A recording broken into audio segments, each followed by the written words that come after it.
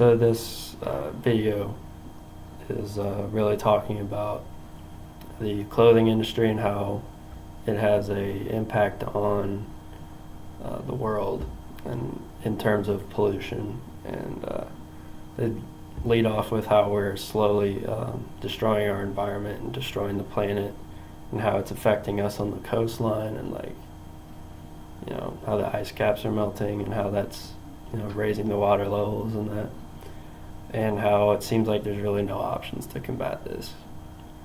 They lead into the clothing industry, which it's kind of shocking to think about this, but the clothing industry is the second most polluting industry in the world. So it's kind of crazy to think about, out of all the things that we make, and like cars and fuel and all the fumes that we're putting into the air, that making a t-shirt and shorts is the most polluting thing on a worldwide scale. They talk about how in the 60s, kind of a little fact that kind of baffled me a little bit. In the 60s, the average American would invest in 25 clothing items a year. Nowadays, we buy 3 times more clothing than that. And almost all of it is important, as they talk about how in the 60s, 95% of our clothing items were made in America, versus now it's less than 2%, which is, again, it's crazy. They talk about how this came to be. So over time, trade barriers have gone down, causing these industries to seek cheaper labor and cheaper materials, reaching out to other countries, and that. It talks about why the clothing industry affects the environment, and it talks about how the fashion industry has created this new, or relatively new, fiber called polyester. How it's plastic made from fossil fuels. And they talk about the 4 things to know about it is that it's non-biodegradable, and something that kind of, again, is crazy to think about, is that over time every piece of clothing that has been made of polyester is still around, and that even the ones that the clothing items that have been thrown away, or things like that, they still haven't degraded yet, and that's kind of crazy. The second point is microplastics in the ocean and food chain.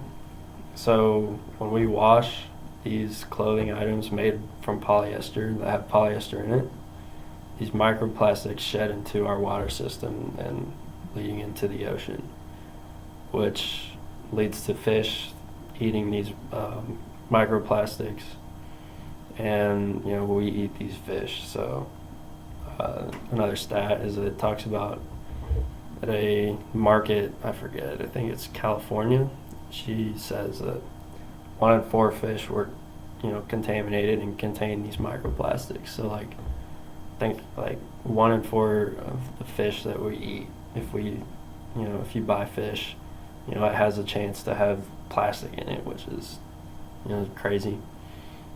The third thing is that it's not non-breathable. So basically heat gets trapped into the body, causing you to sweat more. So that just leads to health problems. Elderly people or people that are active wearing shirts with polyester in it, heat gets trapped and makes you dehydrate faster, and that just leads to health problems, and all that's fun stuff. And the fourth is it's very energy intensive. Polyester talks about how polyester takes 8 times more energy to create than linen, which, that's crazy. And then leading into how we are, buying more clothes at an alarming rate, and we're making more clothes at an alarming rate. Is crazy to think about, that we're using so much energy, and these clothes are made of fossil fuels, and how we're just polluting the environment. It then talks about where these clothing items are made. and these clothing items are made. The majority of it is made in China at 41.8%. Of these polyester clothing items made in China, and she then talks about how these, the apparel industry this is crazy. The apparel industry accounts for 10% of the world's carbon footprint, which is 5 times more than all air travel output. So, if you think about it, making a T-shirt is like more, it's more, causes more pollution than a giant jet flying. And, all the fumes that a jet is directly putting into the atmosphere is like, a T-shirt with polyester in it is making more pollution than that, which is crazy.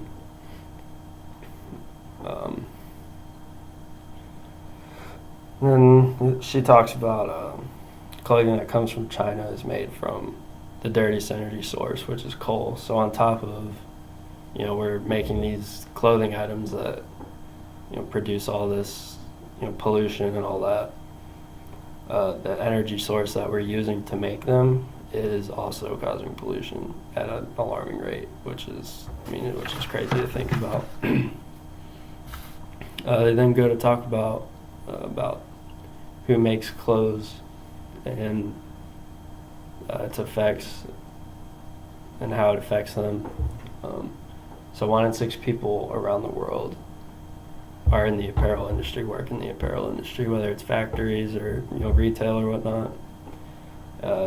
The fact that she brings up is 80% of them are women and 98% of them are not making a living wage. That basically all of them are unable to be able to keep a roof under their heads or stuff like that. So again, a large amount of these people are trapped in the industry where they don't make enough money to live a life. She then talks about how some of the companies say their clothing is natural and ethical when it's not. And she brings up 4 points.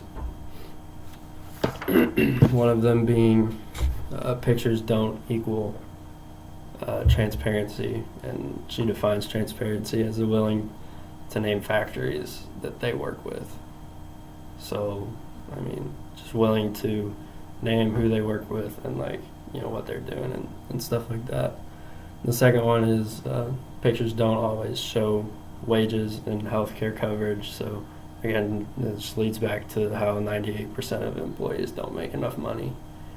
The third point is pictures don't show these shadow factories. And so she talks about how a clothing brand meets with a 5-star factory, which is like a big, general manufacturer or factory where they make their clothing. And then these factories outsource their product to shadow factories, which are like smaller factories in developing nations that are just like terrible, have like really bad standards and are less ethical, lower wages, and just bad working conditions and stuff like that. And then the fourth point is pictures don't show material sustainability. It doesn't show if the clothing items are made from organic cotton and stuff like that. So organic cotton talks about how organic cotton is the 4th largest pesticide consuming crop, meaning in the soil, which means it consumes these chemicals that we're putting into the soil, which just takes away from the pollution in the ground and stuff like that. And she brings up the point that it doesn't show if the dyeing process is taken care of properly. So on top of the apparel industry being responsible for 10% of the carbon index, it's also the 2nd biggest polluter of fresh water globally. And that 90% of dyeing houses release dye into fresh water supply. Then goes into how we make cleaner clothing. And 3 points she brings up is, user-centered design. And that the common theme, with these big manufacturers and these big companies is, just throwing a product out and saying, "Hey, buy this." It's not really tailored to what the user needs, what the buyer needs. So it's kind of like a personalized fit towards what you're looking for, with what kind of look you want, or the functionality of the clothing. The second one is the use of natural materials and working directly with suppliers to create sustainability from the farm to the factory. So again, just talks about how 90% of brands don't know where their materials are coming from. So they don't know what factory they're coming from, what it's being made. They just don't know. And the third is open door policies. So you can walk in and talk to people and know exactly what, the ins and outs, know exactly what's going on, what it's being made of, and there's no real questions, and there's no, contamination of the product. So how all of this would impact how I manage a business is, it's crazy, because I want to know what everything is being made out of, where things are being sent to, and who makes what, and how their conditions are for the people that are there, and even the energy source that it's made from, if they're using coal or if they're using a cleaner energy source, solar powered and whatnot. And if I can do it better, here, if I, even if I don't have to outsource it or something like that, or, insource it or bring it in from, another, country or another factory overseas or something like that. Can I do it here? Can I do it effectively here in the States? And just kind of eliminate that. And again, just another thing to kind of think about. I wouldn't want my business to be attached to the second, or the second leading pollution, in the world. I wouldn't want that attached to my business, and bad conditions for these factory workers that are working for these factories. I just wouldn't want my business to be attached to that.